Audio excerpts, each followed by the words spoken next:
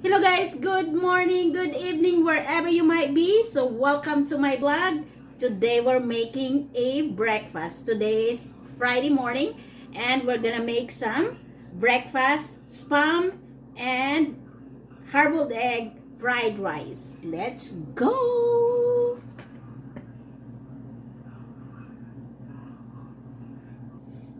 So we're gonna put our garlic. We're just gonna saute this. Next, onion. We're just gonna saute that. Next, spam.